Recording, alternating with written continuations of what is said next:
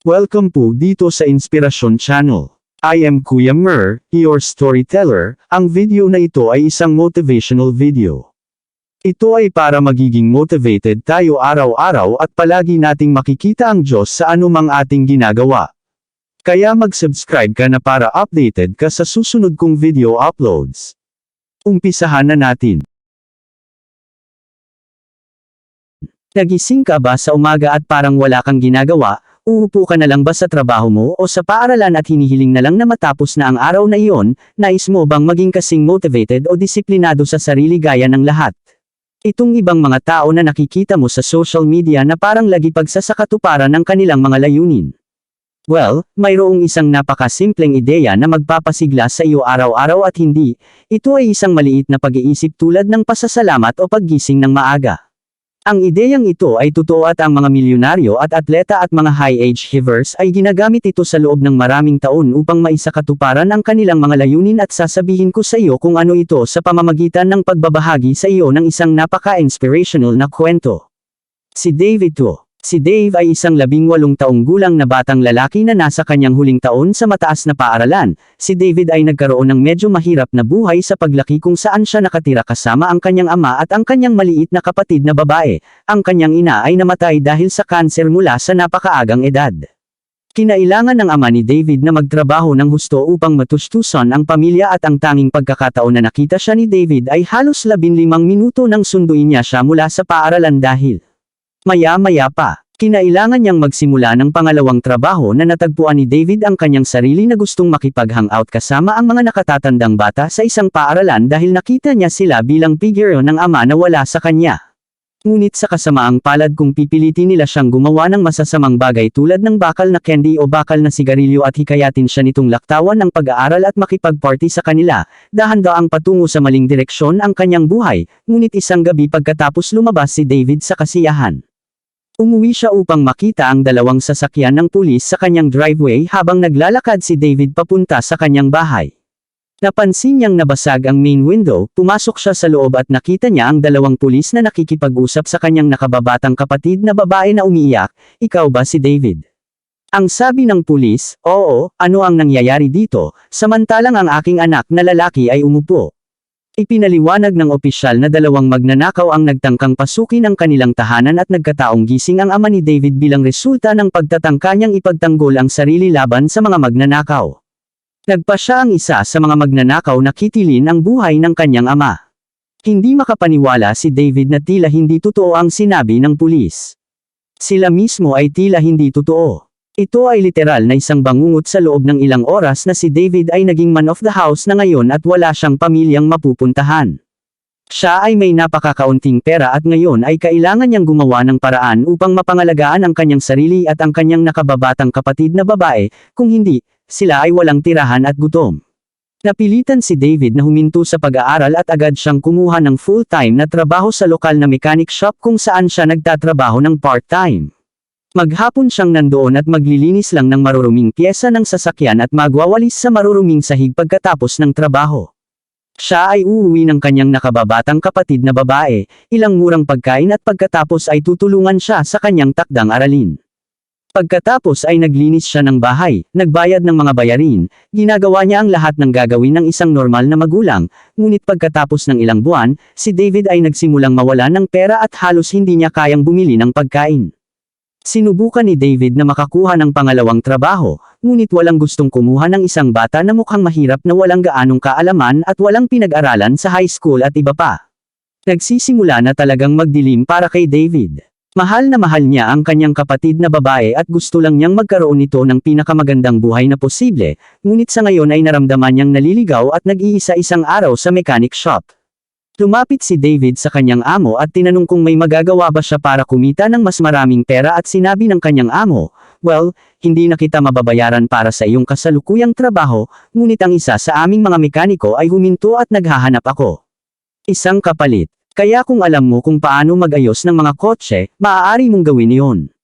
Sabi ng amo niya, "Oo, may karanasan ako."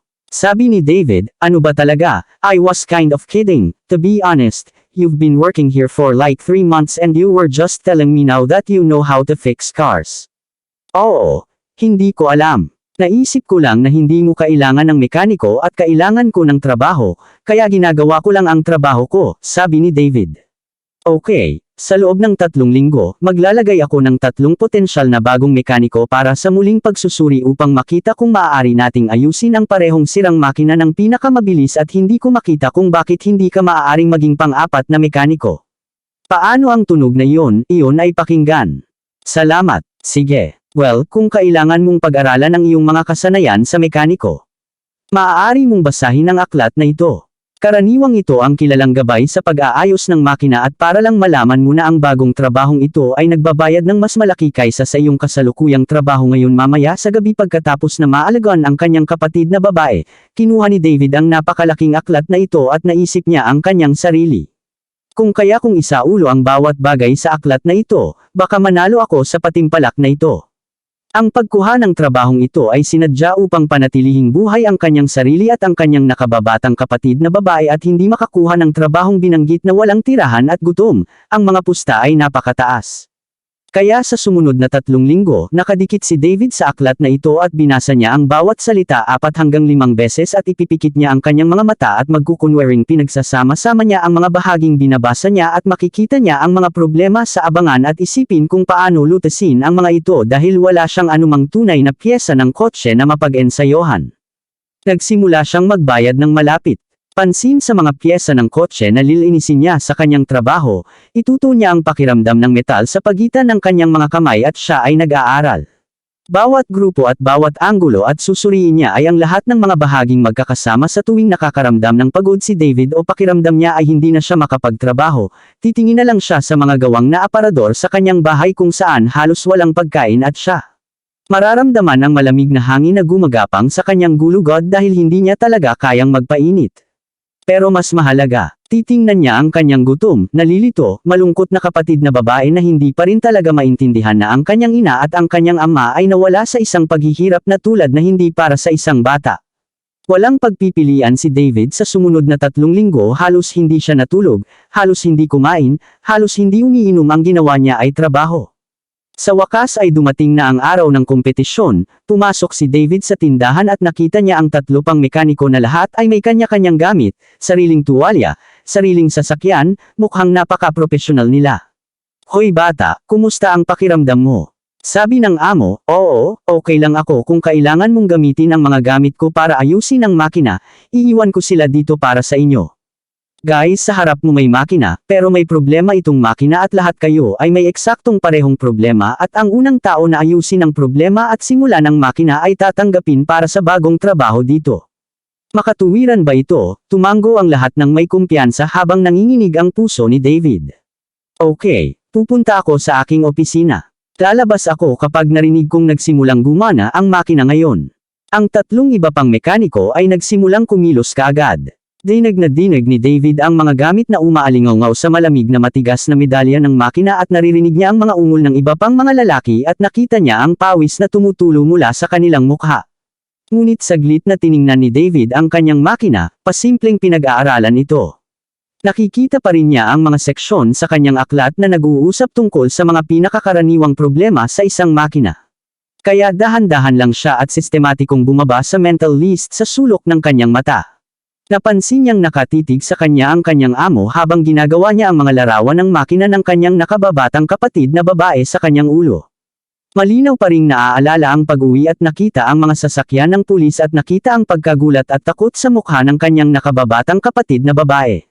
Siya ang naging motibasyon niya pagkaraan ng ilang panahon na inayos ni David ang ilan sa mga pangunahing problema at maging ang ilan sa mga mas advanced na problema. Ngunit sa hindi malamang dahilan ay hindi pa rin ito nagsisimula at hindi niya talaga moari kung bakit habang ang kamay nito ay lumalapit sa kanyang mukha upang panasan ang pawis sa kanyang ulo. Napansin niyang madumi talaga ang kamay niya, parang madumi talaga to the point na medyo kakaiba. Tiningnan niya kung saan nakapatong ang kamay niya sa makina at napansin niyang nakalagay iyon sa tinatawag na fuel filter. Pagkatapos ay agad niyang naalala ang isang headline sa kanyang aklat na tinatawag na kung bakit masisira ng baradong fuel filter ang iyong sasakyan. Ang filter ay barado. Ayan yun.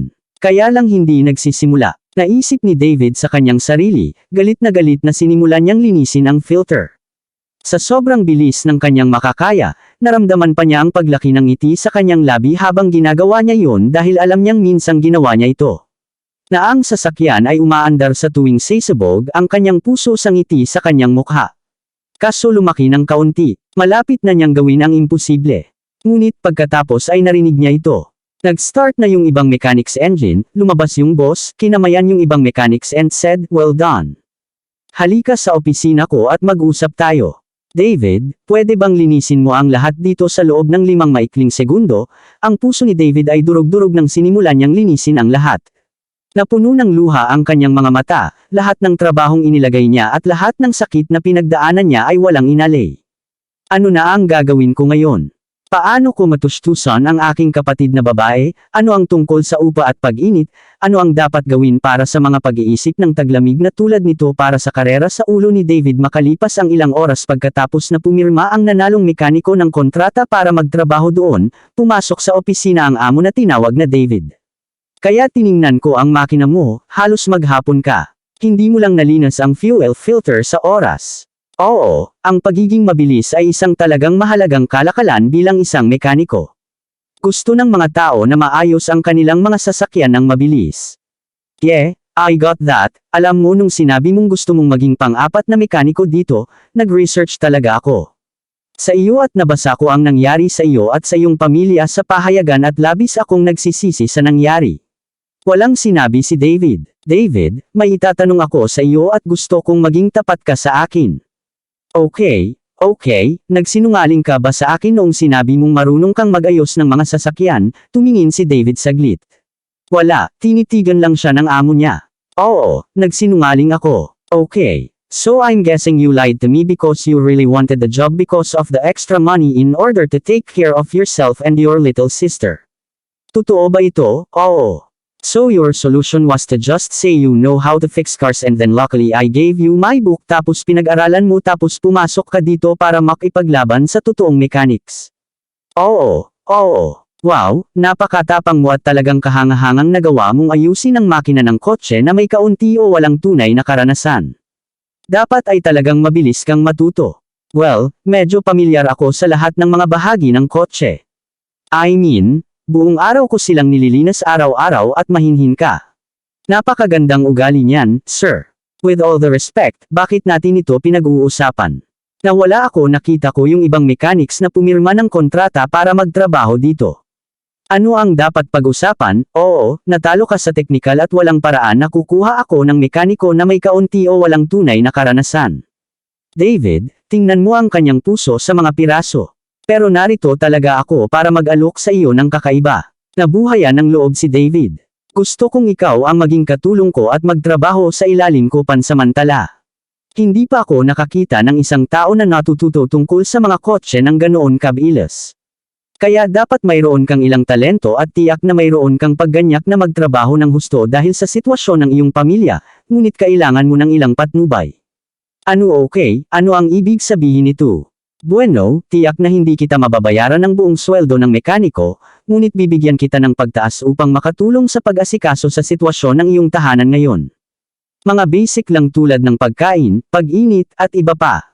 At kapag naging eksperto ka na at isang tunay na mekaniko, sisimulan kong bayaran ka ng higit pa, ngunit may isang kondisyon.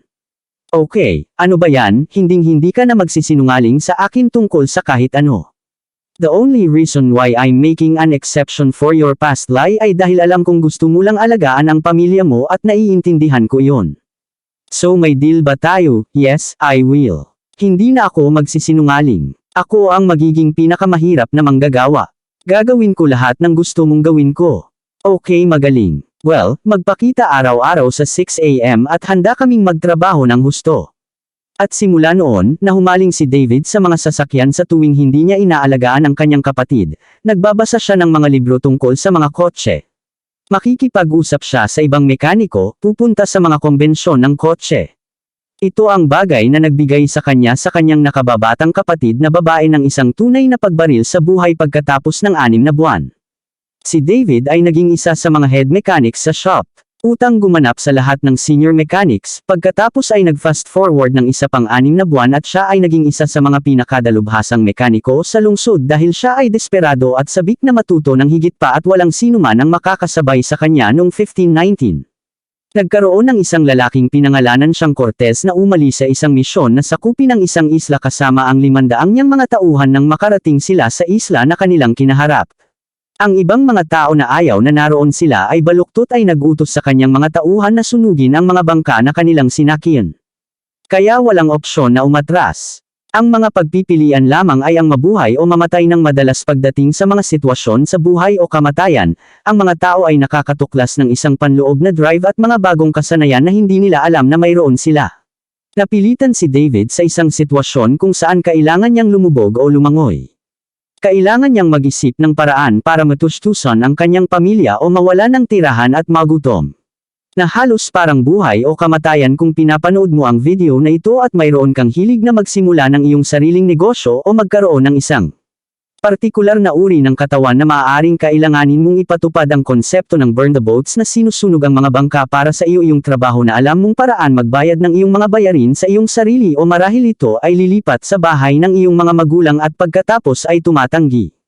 Kumuha ng pinansyal na tulong mula sa iyong mga magulang o iyong mga kaibigan, maaaring maabot ang pagbibigay sa iyong kaibigan ng $5,000 at pagkatapos ay lumubog sa kanya kung wala akong 6 na pakete sa 8 buwan, maaari mong panatilihin ang pera sa paggawa nito ay mapipilitin kang mag-isip ng isang paraan upang maging matagumpay dahil ang kabiguan ay hindi na isang opsyon.